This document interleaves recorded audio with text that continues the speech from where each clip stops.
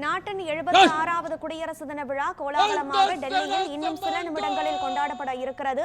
இந்நிலையில் இதில் பங்கெடுக்க நாட்டின் பிரதமர் நரேந்திர மோடி அங்கு வருகை புரிந்திருக்கிறார். இது குறித்த விவரங்களுடன் இணைகிறார் நமது செய்தியாளர் டார்வின். டார்வின், வணக்கம். டெல்லியில் தேசிய போர் நினைவிடத்தில் பிரதமர் மோடி மரியாதை செலுத்தியிருக்கிறார். இதனைத் தொடர்ந்து அங்கு கடமை பாதை என்று அழைக்கப்படும் கர்த்தவ்யா பாத்தில் எந்த நேரத்தில் கொடியேற்றப்பட இருக்கிறது ஜனாதிபதி திரௌபதி முர்முவால்?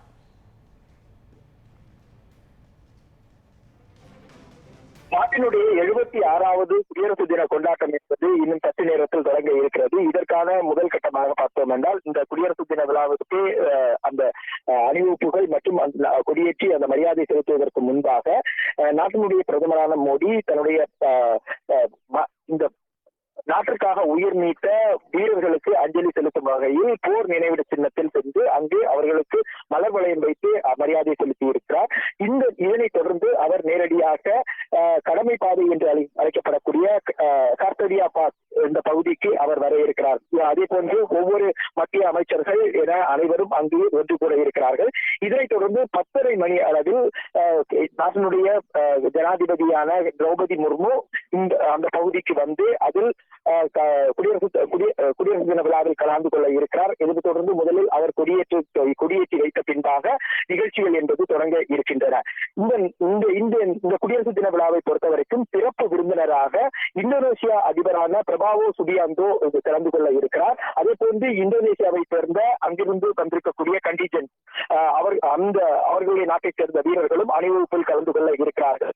இந்த நிகழ்வானது 10:30 மணிக்கு தொடங்க இருக்கிறது. குறிப்பாக பார்த்தோம் என்றால் நாட்டில் இருக்கக்கூடிய மொத்தம் மாநிலங்களில் 16 மாநிலங்கள் இந்த அணிவகுப்பில் கலந்து கொள்ள இருக்கின்றன. அதே போன்று 15 அமைச்சகங்கள் மற்றும் ராணுவங்கள், துணை ராணுவ படையினர், காவல்துறையினர் உள்ளிட்ட பல்வேறு பிரிவினரும் இந்த அணிவகுப்பில் கலந்து கொள்ள இருக்கிறார்கள். மொத்தம் 31 பிரிவுகள் டேப்லெட் என்று சொல்லக்கூடிய அந்த அலங்கார ஊர்தி என்பது இந்த கடமையின் பாதையில் கண்கவராக ஊர்வலமாக வர இருக்கிறது நாம் தெரிவிக்கப்பட்டிருக்கிறது. அதே போன்று பார்த்தோம் என்றால் மொத்தம் இந்த இந்தோனேசியாவில் இருந்து வந்திருக்கக்கூடிய அந்த கண்டிஜென்ட்ஸ் மொத்தம் 160 உறுப்பினர்களை கொண்ட அணிவகுப்பு குழு மற்றும் 190 உறுப்பினர்களை கொண்ட ராணுவ வாத்திய குழு ஆகியவைதான் இந்த குடியரசு தினத்தை பொறுத்த வரைக்கும் இந்த அணிவகுப்பில் கலந்து கொள்ள இருக்கின்றது. குறிப்பாக கடந்த ஆண்டை பொறுத்த வரைக்கும் பார்த்தோம் என்றால் பிரான்ஸ் நாட்டினுடைய அதிபரான இம்மானுவேல் மேக்ரான் இந்திய குடியரசு தின விழாவில் சிறப்பு விருந்தினராக கலந்து கொண்டார். 2023 வருடத்தை பொறுத்த வரைக்கும் எகிப்திய அதிபரான எல்சி முக்கிய விருந்தினராக பங்கேற்றிருந்தார்.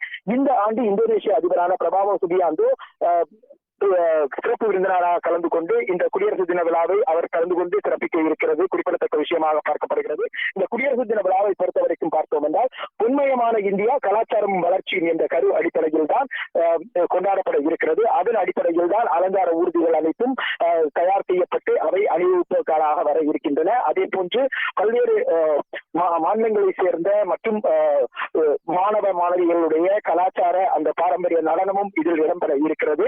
இதனைத் தொடர்ந்து இந்திய ராணுவம் மற்றும் இந்திய விமானப்படையுடைய அந்த சாகச நிகழ்ச்சி என்பதும் இருக்கிறது. குறிப்பாக இந்தியாவுடைய அந்த போர் தளவாடங்கள் உள்ளிட்டவை அணிவகுப்பாக வர இருக்கின்றன. மேலும் இந்தியாவுடைய ராணுவத்தினுடைய பலத்தை காட்டும் வகையிலும் அதை வெளிப்படுத்தும் வகையிலும்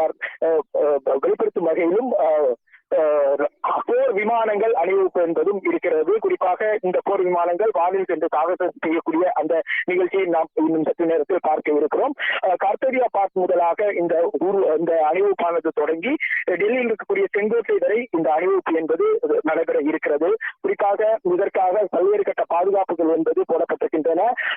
70 கம்பெனி துணை ராணுவ படையினரும் அதே போன்று 15,000 டெல்லி போலீசார், இதை தவிர நுண்ணறிவு பிரிவு, சிறப்பு புலனாய்வு பிரிவு மற்றும் ராணுவம் உள்ளிட்டவையெல்லாம் பாதுகாப்பு பணியில் முழுமையாக பலப்படுத்தப்பட்டிருக்கின்றது. ஏனெனில் முக்கியமான பல நபர்கள் கலந்து கொள்ள இருப்பதால் இந்த பகுதி முழுவதுமாக பாதுகாப்பு படையினுடைய கட்டுப்பாட்டில் இருக்கின்றது. அதே வேளையில் 10,000 விருந்தினர்கள் இதில் கலந்து கொள்ள இருக்கிறார்கள். பல்வேறு கிராம பஞ்சாயத்து தலைவர்கள் கலந்து கொள்ள இருக்கிறார்கள்.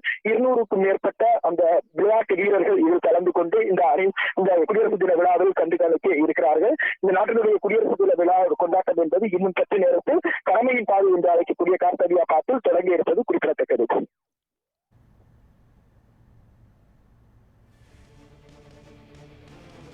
ஸ்வர்ணம் பாரத், அதாவது விராசாட் ஆர் விகாஸ், பொன்னான இந்தியா, பாரம்பரியம் மற்றும் வளர்ச்சி என்ற கருவில் இன்றைய 76வது குடியரசு தின விழா கொண்டாடப்பட இருக்கிறது. டெல்லியின் கடமை பாதையில் சரியாக 10:30 மணிக்கு ஜனாதிபதி திரௌபதி முர்மு தேசிய கொடியை ஏற்றி வைப்பார் என நாம் எதிர்பார்க்கலாம். களத்திலிருந்து விவரங்களை பகிர்ந்தமைக்கு நன்றி டார்வின்.